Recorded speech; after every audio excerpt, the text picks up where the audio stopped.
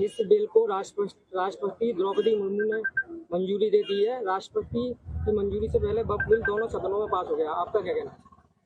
वो तो ये नियम ही है, अगर सदन पास कर रहे हैं तो राष्ट्रपति को तो दस्तखत करना ही होगा। राष्ट्रपति को दस्तखत करने से इनकार नहीं कर सकते। लेकिन ये बहुत ही जन विरोधी कानून है। ये लोग अभी समझते हैं कि बहुत अच्छा है, अच्छा नहीं है। ये सब पे लागू होगा।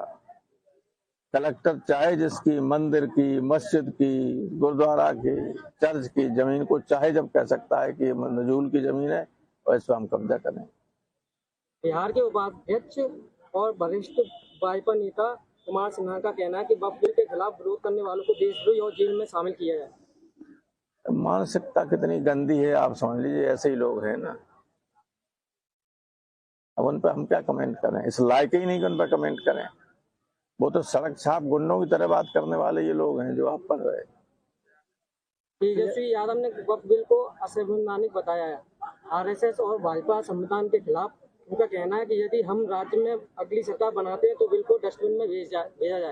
ये बिल असंवैधानिक तो है ही। अगर आप में से किसी ने संविधान को थोड़ा भी देखा होगा, संविधान की आत्मा मौलिक अधिकार, जिसने हम लोगों को अधिकार दिया, जिसमें जीवन का अधिकार भी है, उसमें अनुच्छेद 26 में स्पष्ट उल्लेख है कि माइनॉरिटीज को अपने रिलीजियस मैटर्स का प्रबंधन करने का स्वयं अधिकार होगा। उसमें कोई हस्तक्षेप नहीं होगा।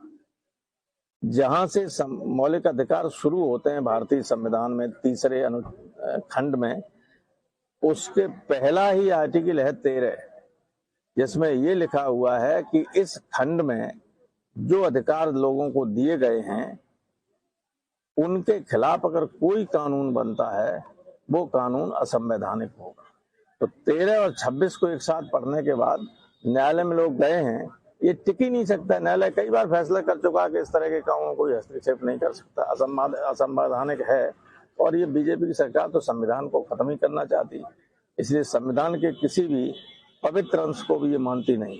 सर, आज रामनवमी है। पश्चिम बंगाल में ममता बनर्जी सरकार ने रामनवमी की शोभा यात्रा पर रोक लगा दी है, क्या कहें? कहीं रोक नहीं लगाई गई, कोर्ट ने उसको अनुमति दी है। कोई रोक नहीं लगाई। कुछ ऐसे जगह हैं जहाँ पे दिक्कत होती है, उसके अलावा मेरी तो रोज वहां से बात होती है। हमारे साथी बैठते टीएमसी के। ये पूरा सोशल मीडिया ममता के खिलाफ दिल्ली के लोगों के इशारे पे जो चाहे सो कह सकता है। सर, 12 अप्रैल को छत्री समाज आगरा में करणी सेना आंदोलन करेगी, क्या कहेंगे? करणी सेना ने, जब करणी सेना के अध्यक्ष को गुजरात की पुलिस ने मारा और टोपी उनकी दर फेंकी, तब तो कुछ नहीं किया। करणी सेना का वो बड़ा अध्यक्ष था गोगा मैनी का, उसके घर में घुस के लोगों ने हत्या कर दी। तो करणी सेना कहाँ चली गई? कहाँ गई इनकी बहादुरी? अब आएंगे दलित है रामविलास सुमन, इसलिए आएंगे। ये मालूम नहीं उन्हें आगरा में दलित कितने हैं। गृह मंत्री अमित शाह ने कहा है कि अगले साल 2026 तक माओवाद देश में पूरी तरह से मिट जाएगा, माओवाद खत्म हो जाएगा। अब माओवाद तो कोशिश कर रहे हैं वो, लेकिन माओवाद के नाम पर निर्दोष बहुत मारे जा रहे हैं। जैसे आपको याद होगा या आपको नहीं, बच्चे हो, यहाँ जब बहुत डकैत थे इसमें चंबल घाटी में, तो उस वक्त कोई मान लीजिए गांव में आ गए कि खाना खाएंगे, तो उनका तो कुछ नहीं, पुलिस बिगाड़ती थी।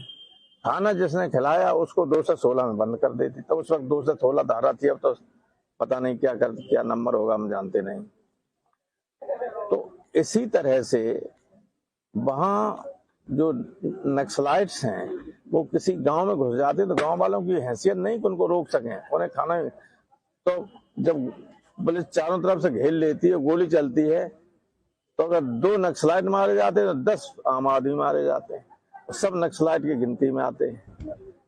नक्सलिज्म खत्म हो ये सभी चाहते हैं, लेकिन सरकार को ध्यान रखना चाहिए कि उसमें निर्दोष लोग न मारे जाएं।